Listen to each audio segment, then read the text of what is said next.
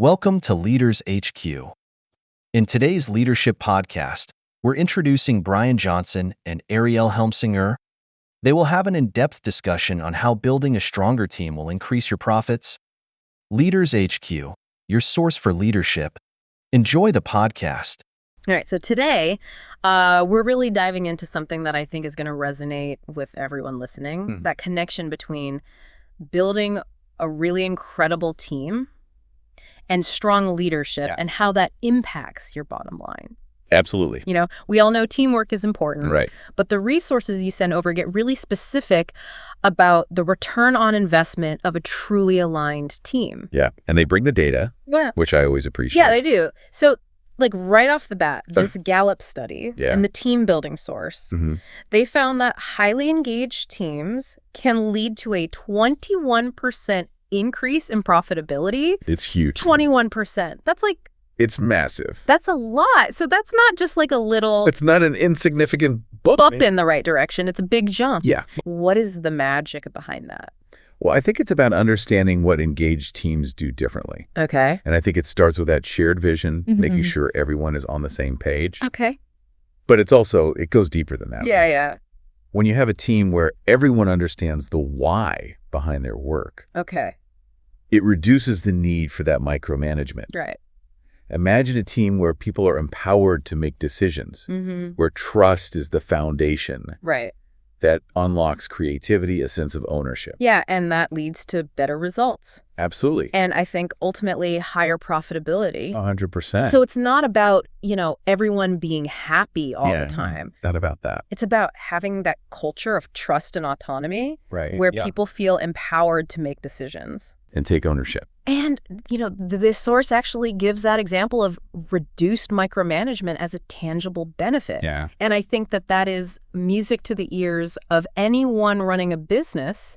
Instead of constantly looking over people's shoulder. Right. You can focus on strategy. You can focus on that big picture thinking. 100%. And that's what moves the needle forward.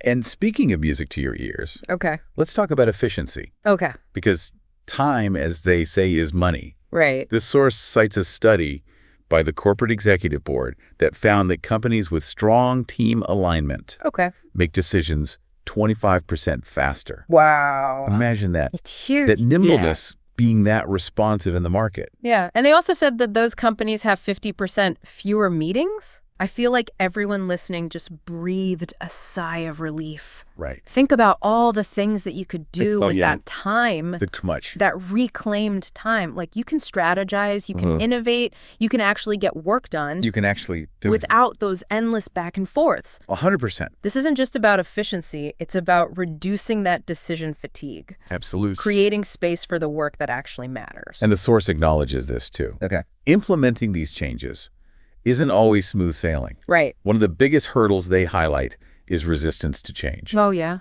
People get set in their ways, comfortable with the status quo. Absolutely. And shifting to this model that prioritizes autonomy and trust, that requires buy-in. And that takes time, that takes communication. For sure. And a lot of leadership. That's so true. It's like any new initiative or process you try to implement, you're going to have people pushing back a little bit. Yeah. So I'm curious, Yeah. what are some ways that leaders can kind of overcome this resistance and encourage their teams to embrace this more autonomous, trust-based way of working? That's a great question. And I feel like that's a good bridge to the second source you wanted to talk about on emotional intelligence. That is a great bridge. Okay. Because understanding and mastering emotional intelligence is often the key to navigating this change successfully. Okay.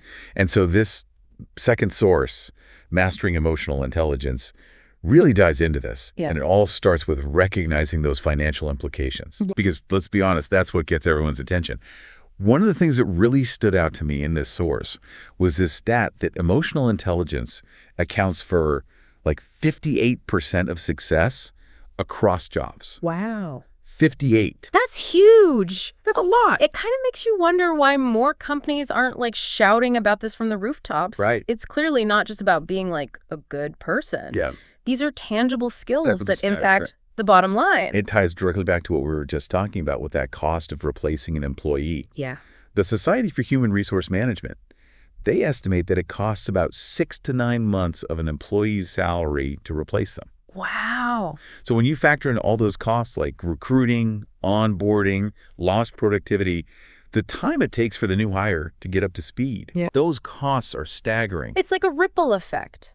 Yeah. It's not just about the empty desk. Right. It's the disruption to the team. Yes. That potential knowledge gap. For sure. Impact on morale. Absolutely. It all kind of adds up. It compounds. Yeah. And that's where I think emotionally intelligent leadership can make a really big difference. Okay. This source states that managers with high EQ see 4 times less disengagement in their teams. Wow. Think about that for a second. That's huge. Reduced turnover, higher retention, Yeah. a more engaged and productive workforce. That's how you build a successful company. So we're talking about creating a work environment where people feel heard and valued and respected. Yes. And ultimately less likely to leave. 100%. That makes sense on paper. Right. But what does that actually look like? Yeah. Like in an office every day. That's the million-dollar question, right? Yeah. Both of these sources actually give some good advice on this. Yeah. The team building source really highlights the importance of clear and consistent communication, which is crucial for building that trust and alignment. Okay. But then the mastering emotional intelligence one takes it a step further. Yeah. And it emphasizes the importance of empathy in communication. Oh, that's interesting. Yeah. So it's not just about conveying information clearly. Right. It's about understanding and responding to the emotional needs of your team. So you're reading between the lines, Yes. picking up on those nonverbal cues, Absolutely. and demonstrating that you genuinely care about your team's well-being, Yes. not just their output. Exactly. And it goes beyond just the day-to-day communication. Okay. This source emphasizes that emotionally intelligent leaders are also skilled at conflict resolution. Which, let's be real, is going to happen. Oh, in any workplace. Oh, I'm perceiving. Where there are people, there are going to be disagreements, Yep. misunderstandings, different perspectives. It's just part of life. It is. And it's how those disagreements are handled Right. that can really make or break a team. 100%. And this source points out that emotionally intelligent leaders, Yeah. they approach conflict as an opportunity for growth and understanding, Okay. rather than something to be avoided or swept under the rug. Okay. And they really emphasize that active listening, Yeah. which is not just about waiting for your turn to speak. Right. It's about really truly hearing and understanding the other person's perspective, Yeah. even if you don't agree with it. That takes a lot of self-awareness and emotional regulation. Yeah, it's not easy. To be able to put your own ego aside. Right.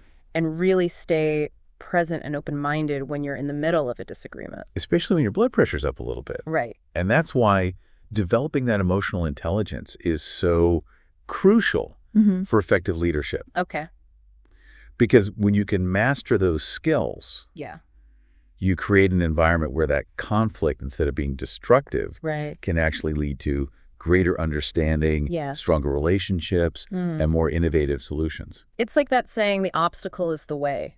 I love that. It's about reframing these challenges as opportunities for growth. Yes. And that brings us to another key aspect of emotional intelligence Yeah. that both of these sources highlight, and that's the ability to make sound decisions, especially under pressure. Okay. The Mastering Emotional Intelligence script mentions a study from Yeah. the Journal of Applied Psychology that found leaders with high EQ made decisions that resulted in a 20% increase in profitability. 20%. It sounds like having a high EQ is almost like a superpower then when it comes to making these decisions really is. that are going to impact your bottom line. It's invaluable. So what is it about emotional intelligence that gives leaders this edge when making decisions? That's a great question. Yeah. The source points out that leaders with high EQ are less likely to be swayed by their own emotions Okay. or the emotions of others when making decisions. Interesting. So they're able to stay grounded, think clearly, objectively, even when the stakes are high and the pressure's on. So it's about having that inner compass, that Yeah. ability to stay centered and focused even when everything around you feels chaotic. Yes, and recognizing that emotions are part of the equation, but they don't have to dictate the outcome. We don't have to be ruled by them. Exactly. Yeah. And that ability to regulate your emotions, Yeah. to not be ruled by them, that is a game changer. Especially in leadership. especially in when leading. decisions could have Huge consequence. lasting impact. Absolutely. It's interesting. We often think of leadership as this very external thing. Yeah. You're setting goals, delegating tasks, inspiring others. Right. But what we're talking about here is like the inner game of leadership. The internal work. Yeah, the self-awareness, the emotional regulation, the empathy. Yeah. That allows you to connect with and inspire others on a deeper level. Absolutely. And those inner qualities have a real impact. They do. They have real results. 100%. And let's not forget the impact that that has on the team as a whole. Right. When a leader leads with emotional intelligence, Mm-hmm. it creates this ripple effect. Okay. People feel safer to speak up, to share their ideas, to take risks. And that psychological safety, Yeah. that sense of trust and belonging. That's where the magic happens. Yeah, that's where innovation comes from. 100%. When people feel like they can be themselves, Yeah, they can make mistakes right. without fear of being judged or punished. That's how you get the best out of people. And that's what it's all about, right? Yeah. Creating an environment where everyone feels empowered. Exactly. And that's where leadership comes in. Okay. Creating that kind of environment, Mm-hmm. that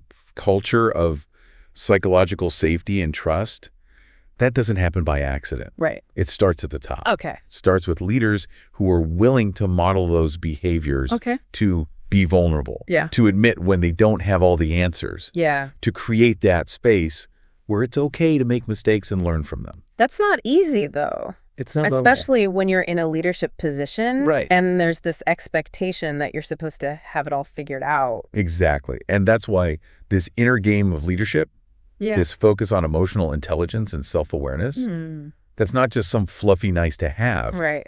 This is essential. This is the foundation upon which everything else is built. Because when you have that strong foundation, Yes. when you have leaders who are self-aware and empathetic Right. and skilled at building that trust and psychological safety, Yes. that's when you create the conditions for these teams to thrive, for businesses to flourish, for individuals to reach their full potential. Couldn't have said it better myself. It's a powerful message. Did it? And I think it's one that is so relevant right now. Now more than ever. Yeah. Yeah.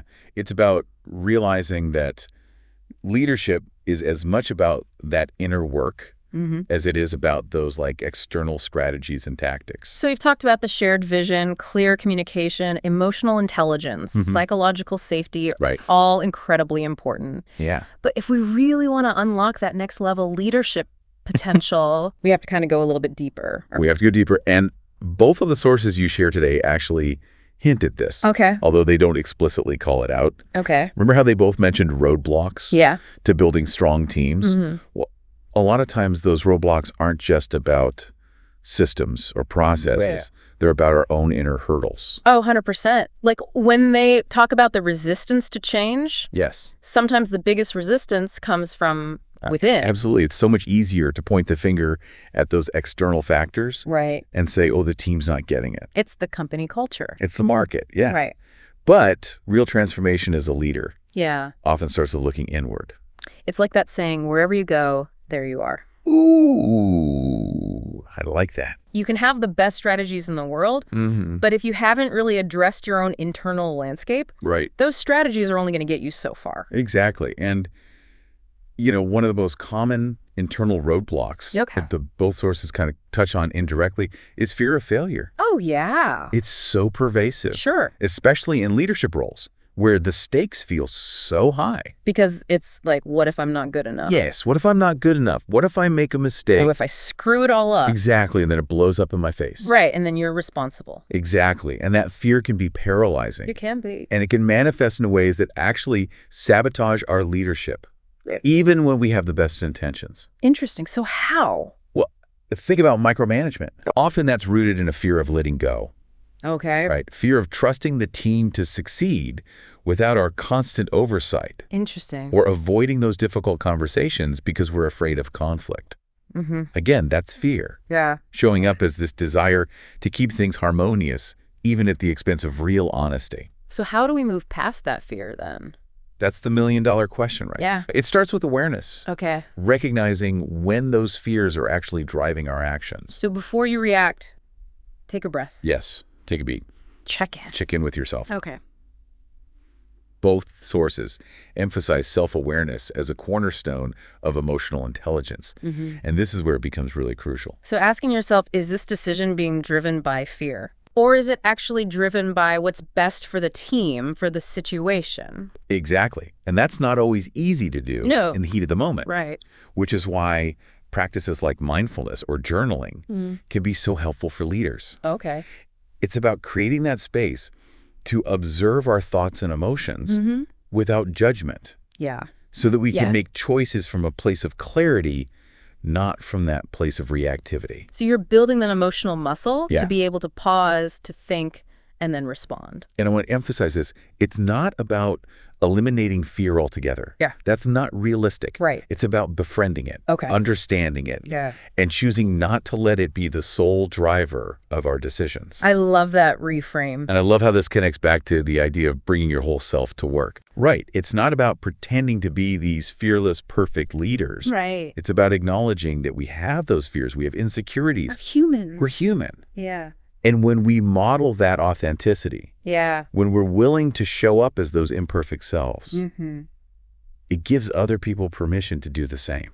It builds that trust. It builds trust, it fosters connection, and it creates an environment where people feel safe to take risks. To be creative. To really innovate. And that's what we want, right? It's the goal. So it goes back to that psychological safety. Yes. It starts at the top. It does. If you want your team to embrace that vulnerability, to learn from mistakes, to push past those comfort zones, we have to do it too. We have to lead by example. Yeah. 100%. And when that happens, when we have that alignment between the internal work and those external strategies that we're putting into place, that's when the magic happens. That's when it all comes together. That's when we unlock that next level of leadership. And ultimately, business success. And business success, absolutely. This has been such a great conversation. It has. I feel like we really dug into some important stuff today. Yeah, this was good. So thank you so much for joining me. Thank you for having me. I always love these conversations. And to everyone listening, thank you for joining us for another episode of The Deep Dive. Until next time.